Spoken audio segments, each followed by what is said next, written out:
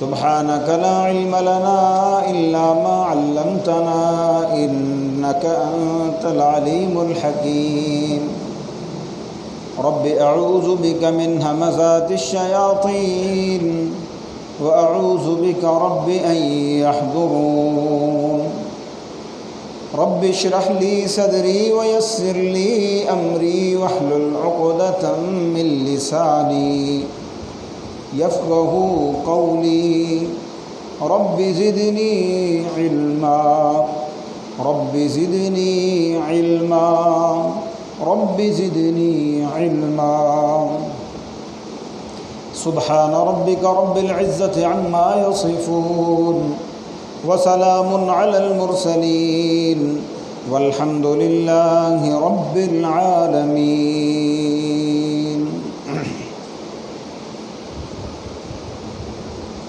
ہر قسم کی حمد و ثنا اللہ مالک الملک کی ذات کے لیے خاص ہے،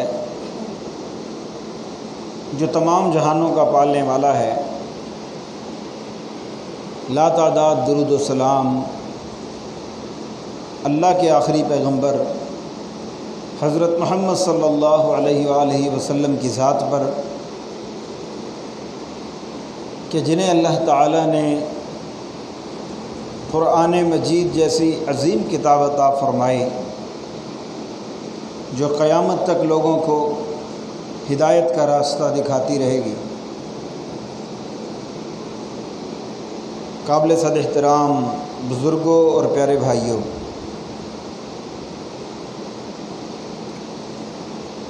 دنیا بھر کے مسلمان ماہ ذی الحج میں اللہ تعالیٰ کے حضور ایک عظیم عبادت قربانی کی صورت میں پیش کرتے ہیں، اور اسی ہفتے یہ عبادت یعنی قربانی پیش کر کے فارغ ہوئے ہیں۔ اللہ تبارک و تعالیٰ سے دعا ہے، جن جن لوگوں نے رب ذوالجلال کے حضور قربانی پیش کی، اللہ مالک الملک ان کے اس عمل کو قبول و منظور فرمائے۔ اللہ مالک الملک نے قرآن مجید میں اس عبادت کا بطور خاص تذکرہ فرمایا۔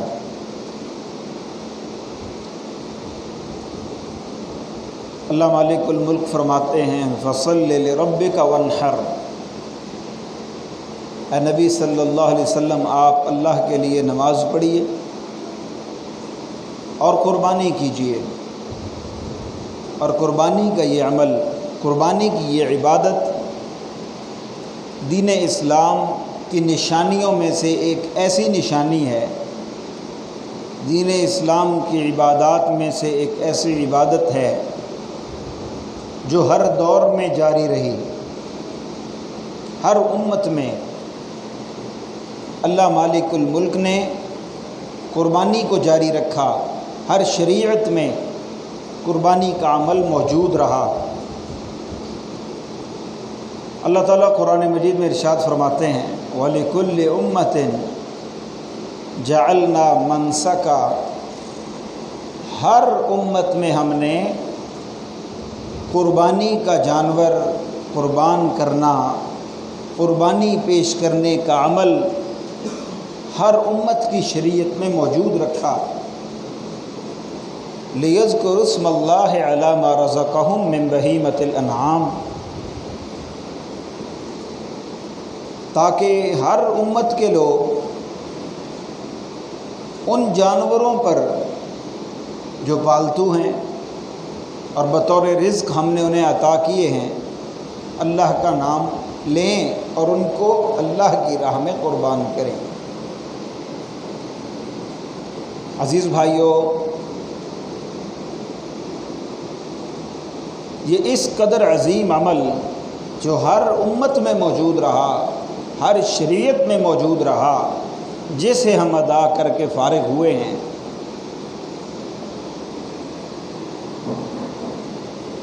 اس کا مقصد کیا ہے؟ یہ ایک بہت بڑا سوال ہے۔ اگر ہم قربانی کو صرف جانور ذبح کرنے تک محدود کر دیں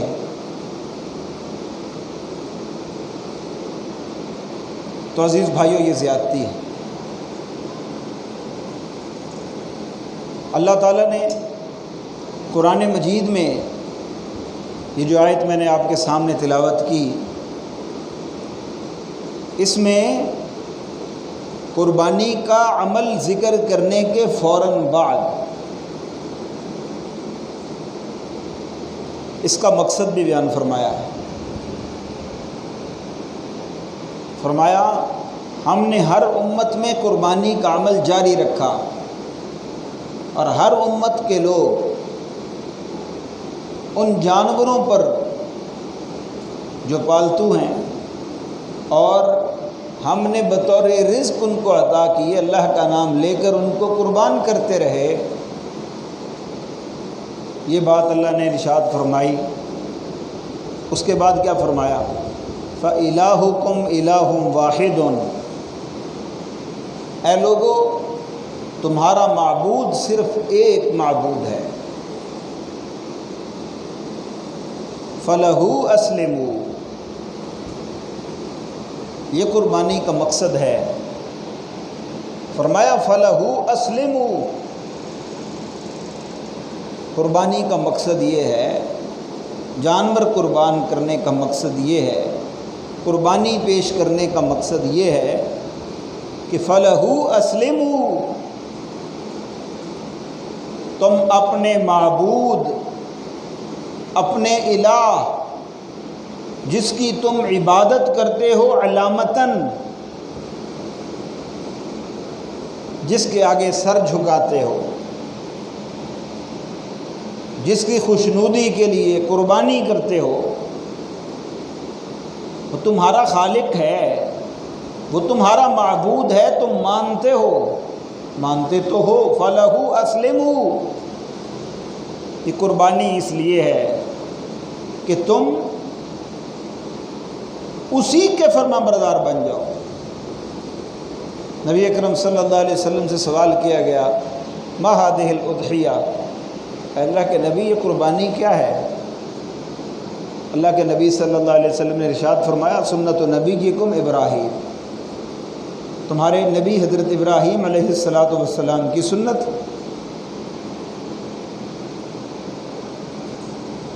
اس کا مقصد کیا ہے؟ اس کا مقصد یہ ہے کہ بندہ اللہ مالک الملک کا فرما بردار بن جائے، اور یہ مقصد میں بیان نہیں کر رہا، یہ مقصد اللہ نے قرآن مجید کے اندر باقاعدہ طور پر قربانی کا عمل بیان کر کے متصل فوراً بعد بیان فرمایا ہے۔ فَلَهُ أَسْلِمُوا، کہ تم اللہ کے فرما بردار بن جاؤ، اللہ کے اطاعت گزار بن جاؤ۔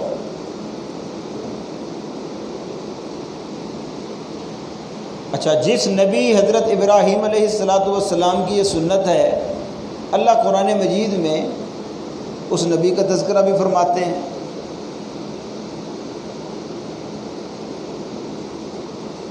اللہ فرماتے ہیں اذ قال له ربه اسلم، حضرت ابراہیم علیہ السلام جن کی تم سنت سمجھ کر جانور قربان کرتے ہو، اللہ ان کا تذکرہ فرماتے ہیں اذ قال له ربه، اللہ فرماتے ہیں وہ وقت یاد کرو جب ابراہیم علیہ السلام کو ان کے رب نے کیا کہا؟ اسلم، میرا فرما بردار ہو جا۔ قال، ابراہیم علیہ السلام نے دل و جان سے کہا، جواب دیا اسلمت لرب العالمین، میں جہانوں کے پروردگار کا فرما بردار بن گیا۔ جس نبی کی سنت ہے قربانی، اس کو اس کے رب نے کہا میرا فرما بردار بن جا۔ قال، انہوں نے کہا اسلمت لرب العالمین، میں جہانوں کے پروردگار کا فرما بردار ہو گیا، خود فرما بردار بن گئے۔ ابراہیم علیہ السلام اللہ کے فرما بردار تھے۔ ابراہیم علیہ السلام جب کسی سے بھی بات کرتے، کسی کو بھی کوئی کام کہتے، کسی کو بھی کوئی نصیحت کرتے، کسی قسم کی بھی بات کرتے، تو جس سے بات کی جا رہی ہوتی تھی اس کو پتہ ہوتا تھا کہ یہ بات ابراہیم کی اپنی طرف سے نہیں ہے، بلکہ کس کی طرف سے ہے؟ اللہ تعالیٰ کی طرف سے۔ اس قدر اللہ کے فرما بردار تھے، یعنی ان کی زندگی اللہ کی اطاعت اور فرما برداری کے سانچے میں ڈھلی ہوئی تھی۔ خود تو فرما بردار بن گئے، آگے کیا ہوا؟ اللہ تعالیٰ قرآن مجید میں ارشاد فرماتے ہیں وَوَصَّىٰ بِهَا إِبْرَاهِيمُ بَنِيهِ وَيَعْقُوبُ، ابراہیم علیہ السلام نے اپنے بیٹوں کو اور اپنے پوتے کو بھی یہی نصیحت کی، یا بنیا، اے میرے بیٹو، ان اللہ اصطفیٰ لکم الدین، تمہیں اللہ نے دین کے لیے منتخب کیا ہے، فلا تموتن الا وانتم مسلمون، میں تمہیں نصیحت کرتا ہوں، دیکھنا ہر وقت اللہ کے فرما بردار بن کر زندگی بسر کرنا۔ بچوں کی بھی اسی بات پر تربیت کی، فلا تموتن الا وانتم مسلمون، تمہیں جب بھی موت آئے اس حالت میں آنی چاہیے کہ تم اللہ کے مطیع اور اس کے فرما بردار بن کر زندگی بسر کر رہے ہو، اس کے سوا تمہیں موت نہ آئے۔ یہ نصیحت کس نے کی؟ ابراہیم علیہ السلام نے۔ کس کو کی؟ اپنے بچوں کو۔ فرما برداری، فرما برداری۔ اور جب یہ تربیت کی اپنی اہل و عیال کی حضرت ابراہیم علیہ السلام نے، پھر اس کا نتیجہ کیا نکلا؟ عزیز بھائیوں، قرآن مجید کو پڑھیں، اللہ نے حضرت ابراہیم علیہ السلام کی سیرت کو بڑی تفصیل کے ساتھ بیان فرمایا ہے۔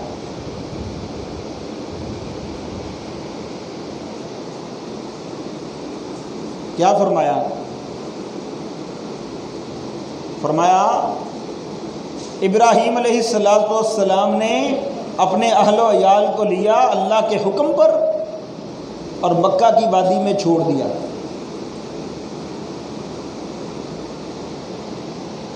بیوی اور بڑھاپے میں ملنے والا بچہ، بڑھاپے میں ملنے والا بچہ اور بیوی دونوں کو کہاں چھوڑا؟ جہاں آج بیت اللہ ہے وہاں پر چھوڑ دیا۔ ہاجرہ علیہ السلام کو اپنے شیر خوار بچے کے ساتھ وہاں پر قیام جس بنیاد پر گوارا ہوا، وہ بنیاد کیا تھی؟ ان کو پتہ تھا ابراہیم علیہ السلام ایسا کوئی کام اپنی طرف سے نہیں کرتے، یہ کس کا حکم ہے؟ اللہ کا حکم۔ اللہ کا حکم ہے، تو جب اللہ کا حکم ہے تو پھر بندے کی کیا اوقات ہے؟ اللہ کے حکم پر بظاہر ایسی جگہ پر جہاں زندگی کا وجود ممکن نہیں، اللہ کے حکم پر وہاں پر قیام شیر خوار بچے کے ساتھ، جبکہ وہاں پر زندگی گزارنے کے کوئی راستہ اور سبیل بظاہر نظر نہیں آتی، اور اکیلے ابراہیم علیہ السلام وہاں ٹھہرے نہیں، وہاں پر چھوڑ کر کے واپس۔ بنیاد کیا ہے وہاں پر رکنے کی؟ کس اعتماد پر وہاں پر رکی؟ اس اعتماد پر کہ یہ اللہ کا حکم ہے، اور اللہ تبارک و تعالیٰ کا حکم ہو تو میں کیا، میری اولاد کیا، سب کے سب اللہ کے مطیع ہیں، اس کے فرما بردار ہیں۔ پھر اس کے بعد آتا ہے قربانی کا مشہور واقعہ، ہم سب جانتے ہیں۔ آپ اس کے الفاظ پڑھیں قرآن مجید میں، اللہ مالک الملک نے جو بیان کیے۔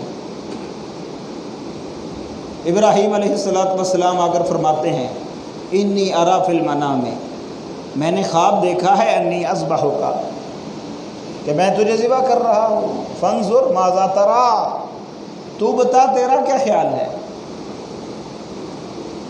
اب اسماعیل علیہ السلام کو ان کی والدہ نے گھول کر یہ بات پلائی ہوئی ہے، اچھی طرح یہ سبق یاد کروایا ہوا ہے، بھئی تمہارا باپ جب کبھی آئے اور تمہیں جب کبھی کوئی بات بھی کہے، دیکھنا وہ بات ابراہیم کی نہیں ہوگی، وہ بات اللہ مالک الملک کی ہوگی، تمہارے رب تمہارے پروردگار کی ہوگی۔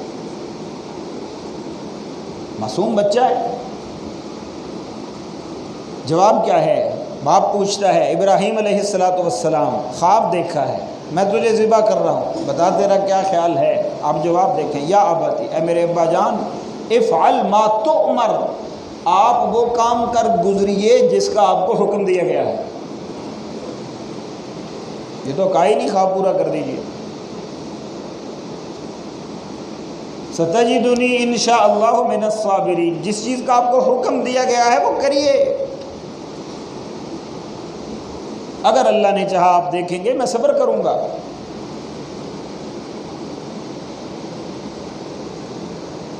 اور آخر وقت تک بھی دعا کیا کرتے ہیں؟ ربنا، اے ہمارے رب، وجعلنا، اسماعیل علیہ السلام، خود، بیویاں، ساری آل اولاد، ان سب کو دعا میں شامل کیا اور دعا مانگی تو کیا مانگی؟ ربنا وجعلنا مسلمین لک ومن ذریتنا امۃ مسلمۃ لک، اللہ ہمیں، ہماری آل و اولاد کو کیا بنا دے؟ اپنا فرما بردار بنا دے۔ تو عزیز بھائیوں، قربانی کی اصل تو یہ ہے کہ بندہ اللہ کا فرما بردار ہو۔ اگر قربانی ہو اور بندہ اللہ کا فرما بردار نہ ہو تو پیارے بھائیوں، اس کو پھر اپنی زندگی پر غور کرنا چاہیے کہ قربانی کے عمل سے اس نے کیا سیکھا ہے۔ وہ سمجھ لے کہ قربانی کا عمل قبول کرنا یہ اللہ تبارک و تعالیٰ کا معاملہ ہے، لیکن دنیا میں ہر چیز کا ایک اثر ہوتا ہے۔ اللہ نے اسی طرح عبادات کا بھی اثر بتایا ہے کہ عبادات کا بھی باقاعدہ طور پر اثر ہوتا ہے۔ نماز کا اثر بتایا کہ ان الصلاۃ تنہی عن الفحشاء والمنکر، نماز بے حیائی سے، برے کاموں سے بندے کو روکتی ہے۔ ایسا شخص جو نمازی ہے اور ساتھ میں بے حیائی بھی نہیں چھوڑتا، اللہ کی نافرمانی بھی ترک نہیں کرتا، اس کو سوچنا تو چاہیے کہ وہ نماز پڑھ رہا ہے کہ ٹکریں مار رہا ہے کہ نہیں۔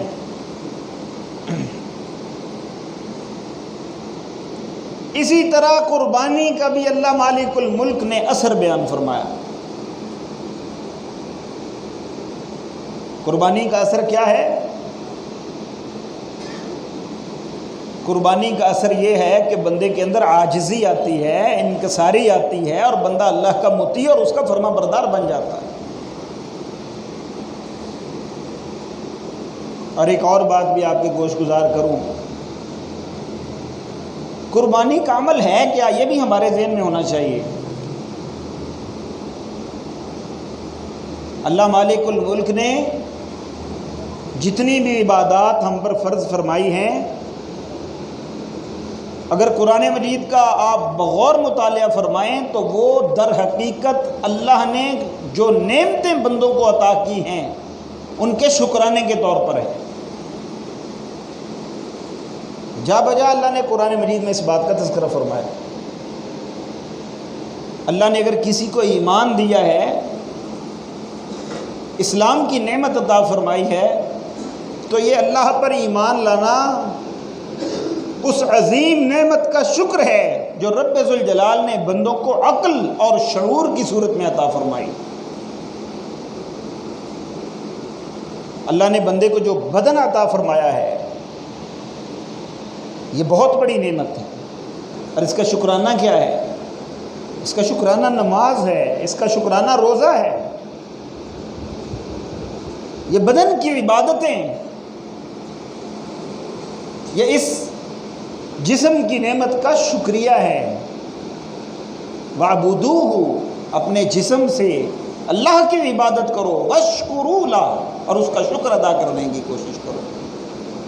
اللہ نے بندے کو مال عطا فرمایا ہے، مویشی عطا کیے ہیں، زرعی پیداوار عطا کی ہے، یہ بھی نعمتیں ہیں۔ تو مال کی، زرعی پیداوار کی، مویشیوں کی نعمت کا شکریہ کیا ہے؟ زکوٰۃ اور عشر کی صورت میں اللہ مالک الملک نے ان عبادات کا شکرانہ ہم پر فرض کر دیا۔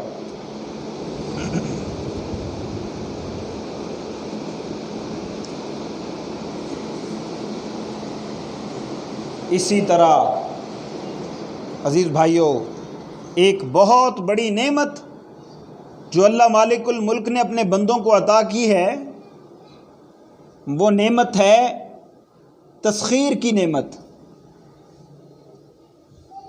اللہ مالک الملک قرآن مجید میں ارشاد فرماتے ہیں، أَلَمْ تَرَ أَنَّ اللَّهَ سَخَّرَ لَكُم مَّا فِي السَّمَاوَاتِ وَمَا فِي الْأَرْضِ،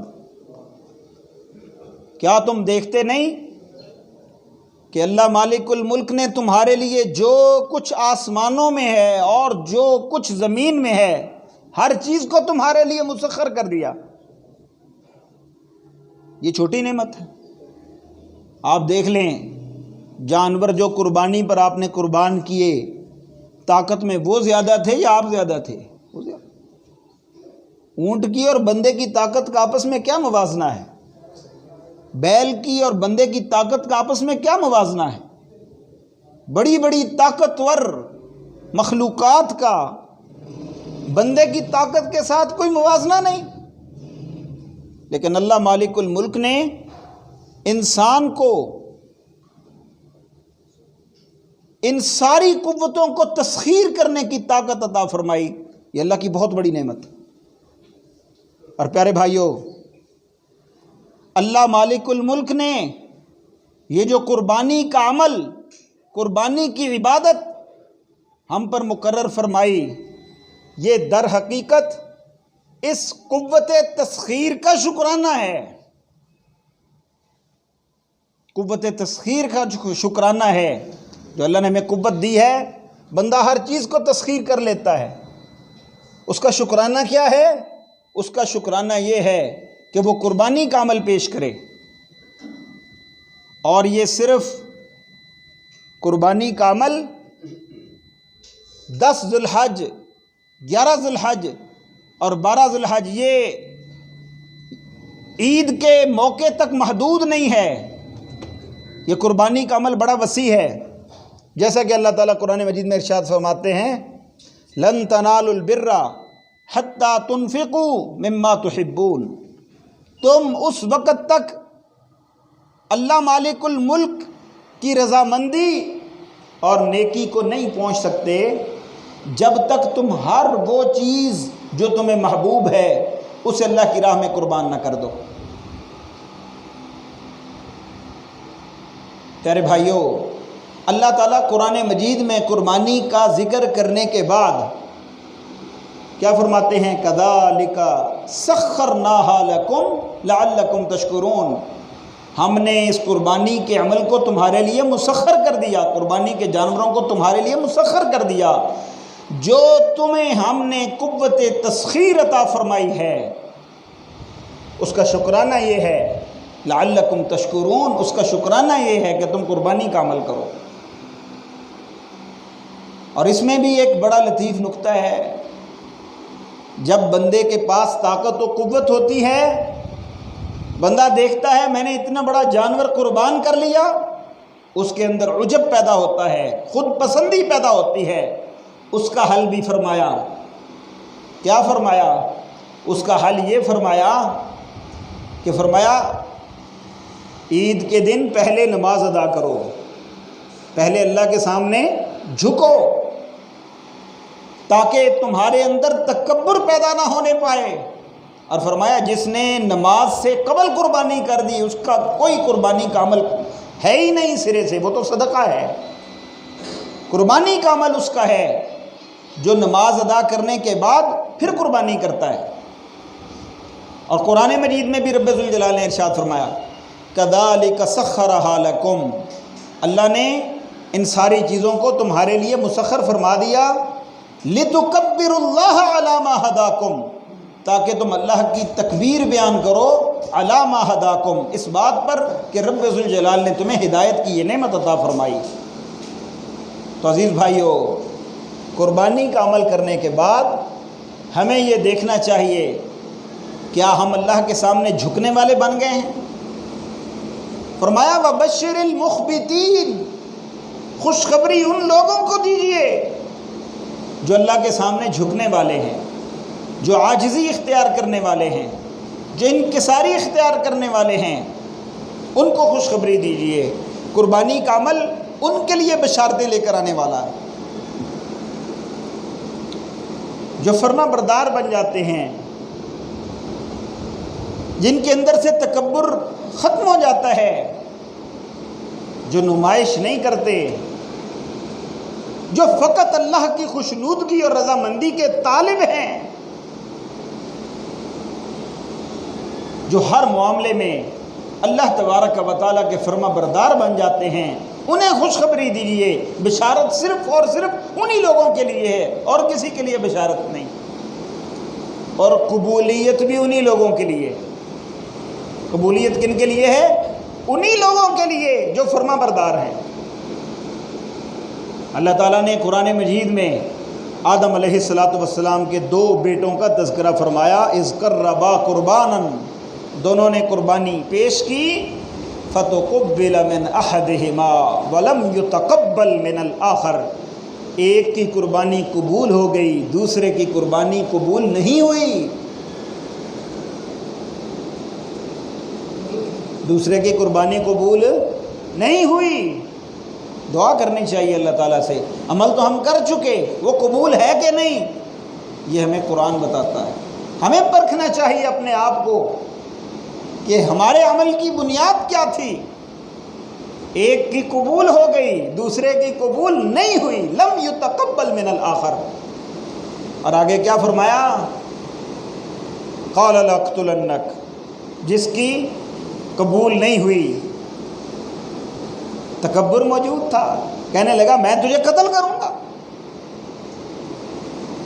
بغض، حسد، یہ جذبات اگر قربانی کے بعد بھی ہمارے اندر موجود ہیں تو پیارے بھائیوں ہمیں سوچنا چاہیے، اس دنیا میں سب سے پہلے جس فرد کی قربانی کو رد کیا گیا وہ ان جذبات کی بنیاد پر رد کیا گیا کہ اس کے اندر تکبر موجود تھا، اس کے اندر بغض موجود تھا، اپنے بھائی کی عداوت، دشمنی موجود تھی، حسد موجود تھا۔ لأقتلنک، میں تجھے قتل کروں گا۔ اس نے کیا کہا آگے سے؟ اور جن کی قربانیاں قبول ہوتی ہیں ان کے اندر عاجزی آتی ہے۔ اللہ نے قرآن مجید میں یہ بات بتائی ہے، کیا کہتا ہے؟ لئن بسطت الی یدک لتقتلنی، اگر تو میری طرف ہاتھ اس نیت سے بڑھائے گا کہ تو مجھے قتل کر دے، ما انا بباسط یدی الیک لاقتلک، اگر تو مجھے قتل کرنے کے لیے آئے گا بھی تو میں پھر بھی تجھے قتل نہیں کروں گا۔ انی اخاف اللہ رب العالمین، اس لیے کہ میں جہانوں کے پروردگار اللہ کا ڈر اپنے دل کے اندر رکھتا ہوں۔ یہ کیا ہے؟ یہ عاجزی ہے، یہ انکساری ہے۔ تیری قبول نہیں ہوئی، میری قبول ہو گئی، اس کا تعلق قربانی کی ظاہری شکل و صورت کے ساتھ نہیں ہے، اس کا تعلق قربانی کی قیمت کے ساتھ بھی نہیں ہے، نسل کے ساتھ بھی نہیں ہے، خوبصورتی کے ساتھ بھی نہیں ہے۔ یہ ساری چیزیں اپنی جگہ اہم ضرور ہیں، لیکن قبولیت قربانی کا تعلق ان چیزوں کے ساتھ نہیں۔ وہ کیا چیز ہے؟ انما یتقبل اللہ من المتقین، فرمایا مسئلہ تو یہ ہے اللہ ان لوگوں کی قربانی قبول کرتا ہے جن کے دل میں تقوی موجود ہو۔ اور امت محمد صلی اللہ علیہ وسلم کو خطاب کرتے ہوئے اللہ نے بھی یہی بات فرمائی، لن ینال اللہ لحومها، تم نے قربانی کر لی، تم فارغ ہو گئے، اللہ کے پاس اس کا خون تو نہیں پہنچا، ولا دماؤها، اس کا گوشت بھی نہیں پہنچا، اس کا خون بھی نہیں پہنچا، یہ سب کچھ تمہارے پاس رہ گیا، ولیکن ینالہ التقوی منکم، اللہ کے پاس جو چیز پہنچتی ہے وہ کیا ہے؟ وہ تقوی ہے۔ اگر تقوی آیا ہے، قربانی کے بعد تقوی آیا ہے، تو انشاءاللہ قربانی مقبول ہے۔ اور اگر قربانی کے بعد تقوی نہیں، اور تقوی کس چیز کا نام ہے؟ تقوی کس چیز کا نام ہے؟ قرآن مجید میں اللہ مالک الملک نے بہت جگہ پر تقوی کا حکم بھی دیا، مثالیں بھی دیں اور الفاظ بھی ذکر فرمائے، لیکن ایک جگہ پر رب ذوالجلال نے تقوی کی تعریف کی، اور اب حیران ہوں گے جہاں پر تقوی کی تعریف کی الفاظ وہی استعمال فرمائے جو الفاظ ابراہیم علیہ السلام نے اپنے بیٹوں کو نصیحت کرتے ہوئے استعمال فرمائے تھے۔ کیا فرمایا؟ یا ایھا الذین آمنوا اتقوا اللہ، اے ایمان والو تقوی اختیار کرو، حق تقاتہ، تقوی ایسا اختیار کرو جیسا تقوی اختیار کرنے کا حق ہے۔ اور وہ حق کیا ہے؟ ابراہیم نے کیا کہا تھا؟ فلا تموتن الا وانتم مسلمون، اے میرے بیٹو تم اللہ کے ایسے فرما بردار بن کر زندگی بسر کرنا کہ جب بھی تمہیں موت آئے فرما برداری کی حالت میں آئے، نافرمانی کی حالت میں موت نہ آئے۔ یہ ابراہیم کے الفاظ تھے۔ اور تقوی کا حق جب اللہ نے قرآن مجید میں بیان فرمایا تو کیا فرمایا؟ وَلَا تَمُوتُنَّ إِلَّا وَأَنْتُمْ مُسْلِمُونَ، تقوی کا حق یہی ہے کہ تم زندگی میں اللہ کے ایسے فرما بردار بن کر زندگی بسر کرو، ایسے فرما بردار بن کر زندگی بسر کرو کہ جب بھی تمہیں موت آئے، موت کے وقت تم اللہ کی فرما برداری کی حالت میں ہونے چاہیے۔ موت کے وقت تمہیں اللہ کی فرما برداری کی حالت میں ہونا چاہیے، نافرمانی کی حالت میں نہ ہو جاؤ۔ یہی عزیز بھائیو سبق ہے قربانی کا۔ ہم میں سے ہر شخص اس پر خود غور کر لے۔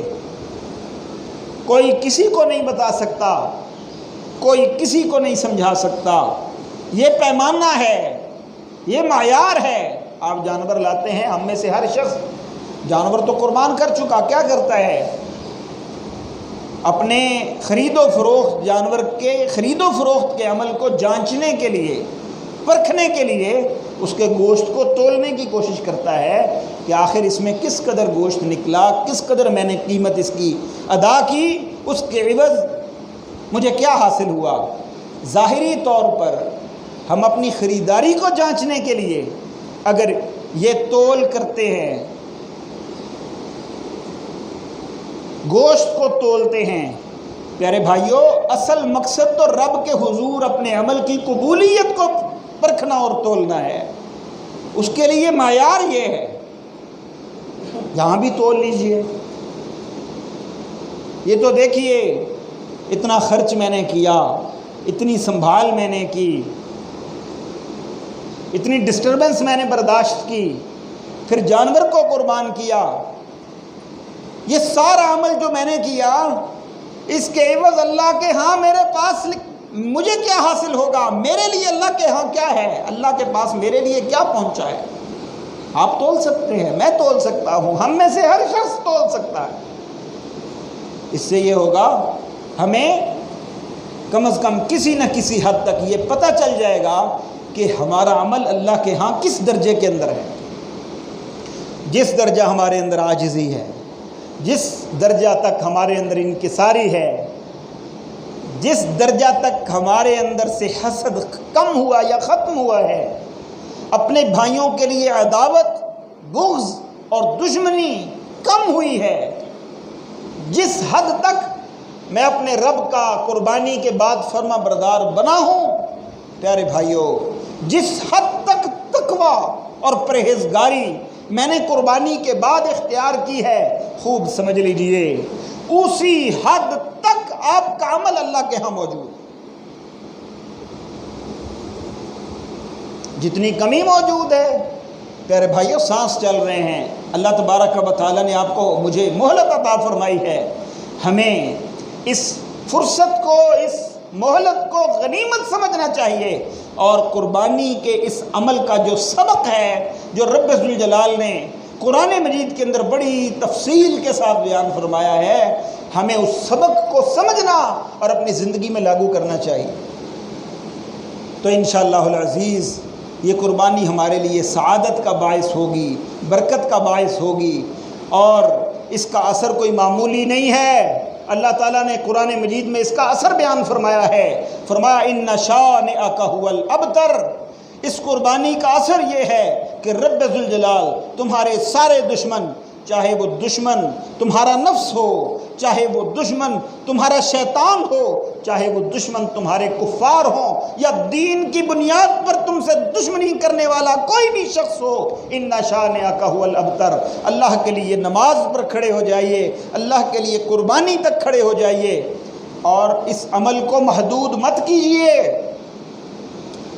جب آپ اس عمل کو محدود نہیں کریں گے، قل، اے نبی فرما دیجئے، ان صلاتی، میری نماز، و نسکی، اور میری قربانی، و محیایا، میری ساری زندگی، و مماتی، میری موت۔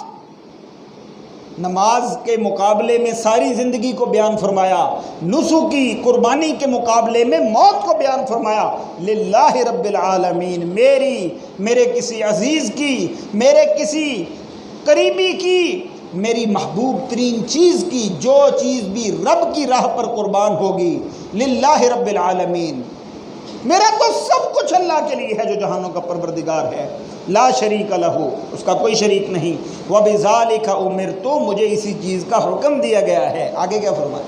وانا اول المسلمین، اور میں سب سے پہلے فرما برداری کرنے والا ہوں۔ تو پھر اللہ کا ہمارے ساتھ یہ وعدہ ہے، ان شانئک ھو الابتر، تمہارے سارے دشمن بے نام و نشان ہو کر رہ جائیں گے، صرف تم نماز پر کھڑے ہو جاؤ، صرف تم قربانی پر کھڑے ہو جاؤ۔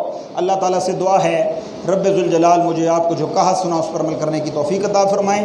اقول قولی ھذا استغفر اللہ لی ولکم ولسائر